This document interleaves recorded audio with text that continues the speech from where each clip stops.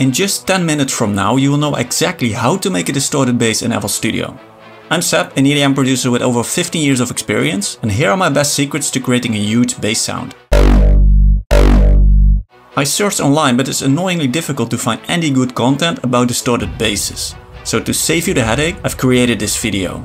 All you need to do is follow 3 simple steps. If you follow these to a T, I promise you can build any strong vibration bass from now on. What I'm about to share is one of the most effective methods, but there are also other ways to create a fat distortion bass. I might cover some in the future, so make sure to follow this channel if you don't want to miss it. Step 1. Create the lower layer of your distorted bass. Start your project with a heavy sub bass. This will produce the lowest frequencies that you can feel in your stomach.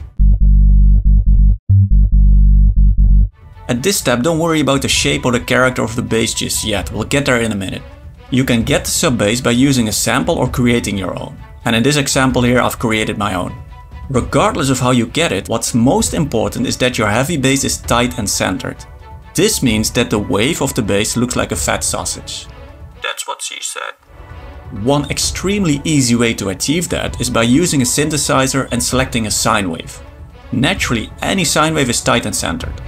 Though you can also use some of the other waveforms, so feel free to experiment. For the bass in my project, I went with the 3x Ask.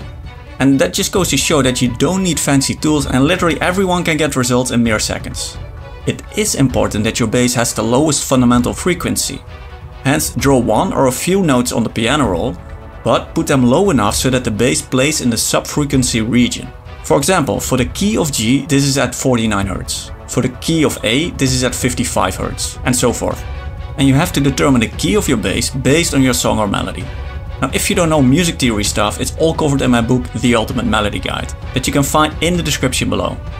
Once your bass plays at the right frequency, you're good to go. But you can also choose to add a secondary sine wave 1 octave higher. And when you add a sine wave 1 octave above the other, you will get more bass-like frequencies. Though be careful and only add a little bit, else these higher bass frequencies will start to overshadow the sub bass too much. Finally, send the bass to the mixer, and on the mixer you can add a distortion. But you don't have to, it simply depends on your outcome. In my project I included a distortion. A distortion can create overtones and fatten the bass. Just play around with the amount until it sounds good to you.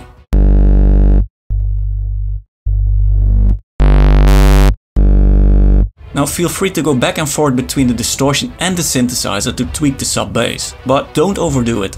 Since the job of the sub bass is to take care of the lowest frequencies, you will have to remove all the frequencies above them.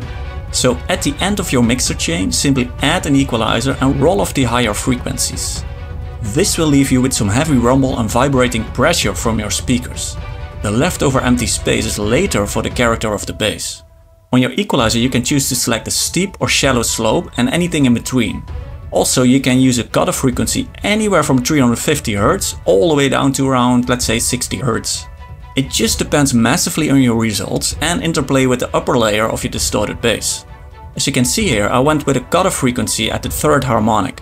This is a great starting point.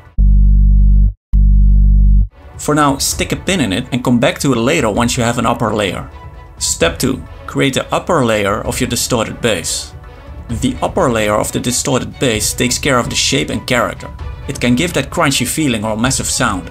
Again, you can get this by using a sample or creating your own. And of course, I've created my own.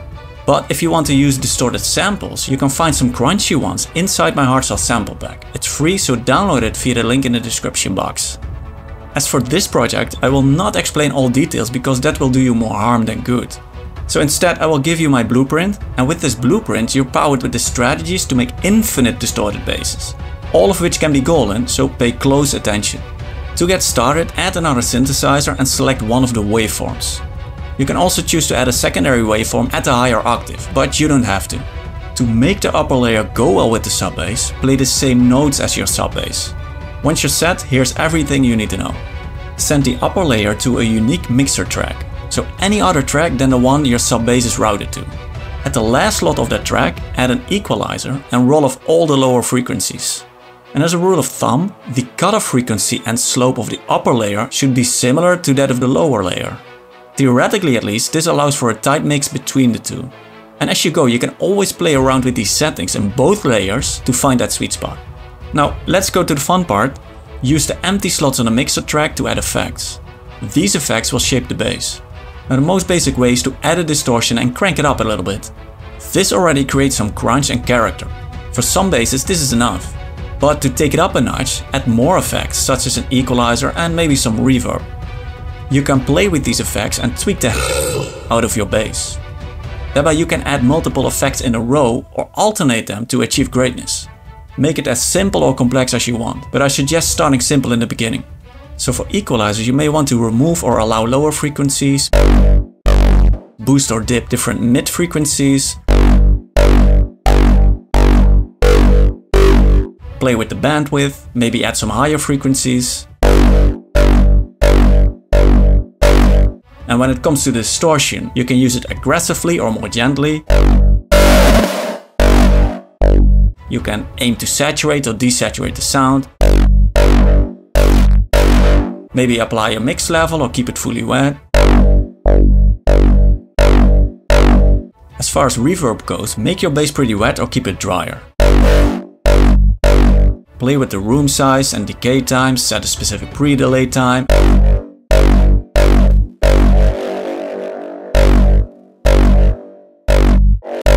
And fumble with all the other settings.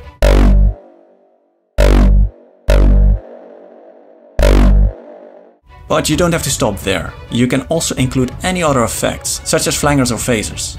Simply change the parameters and see what you can come up with. Next to adding effects, experiment by changing the order of effects. This can create a big difference as well.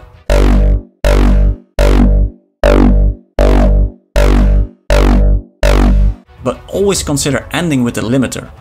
This ensures your signal doesn't exceed the maximum allowed loudness. And to make even more changes, just go back to your synthesizer. Try different waveforms, offset the phase a little bit and fine-tune the pitch of an oscillator.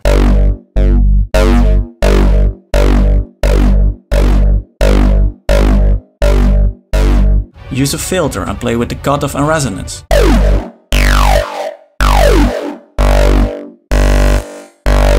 Consider adding a filter envelope and so forth. So as you can see, there are billions of ways to shape your distorted bass. So your goal is to go back and forth between different settings until you're happy. This is much easier than it seems. Just keep it simple at first. Step 3. Mix and finalize your distorted bass. Once you feel like your bass can initiate a 9.0 earthquake, let's finish it and add it to your song. Now before we do, we're almost hitting a milestone, so if you can distort that subscribe button for me, that would be fantastic. I also read all comments, so while you're at it, let me know what you wish to see next. Now back to the mixer, make sure to route both layers to one track. This way you can shape the final bass as a whole. Now be careful not to do anything overly aggressive here, or you can ruin it. At the very least, I'd recommend adding a limiter, so you can cut off peaks and achieve maximum loudness. Now when all is done, simply export your bass to a WAV file. One way of doing this is by using Edison. Just add it to the mixer's master track and press the record button. Then play the bass in FL Studio and press stop when you're finished. Now afterwards, feel free to clean up the sample in Edison by cutting away silences or artifacts. Then export the bass to a WAV file. By the way, when you record the bass, play one long note to capture enough content. This allows you to use it later in a variety of ways in your songs. Now let's see how my bass performs in a song. I opened it in a new project and went for a quick trance snippet.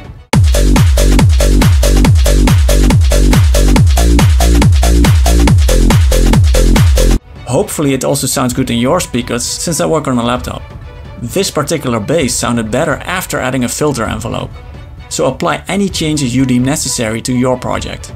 So make it shorter or longer with time stretching, change the pitch, or use any of the other effects and settings. Now there's only so much you can say, so if some things didn't make sense, you can find it in my books or other videos. For example, if you lost me saying fundamental frequency or key of G, check out the Ultimate Melody Guide. Or if I skimmed over waveforms and filters, just get my book Synthesizer Explained. So the links are in the description below and it's a great way to support the channel. Now to recap, create the lower bass and remove the higher frequencies. Then create a higher bass, tweak the hell out of it and remove the lower frequencies.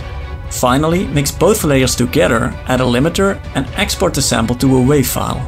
And that should be your ticket to paradise.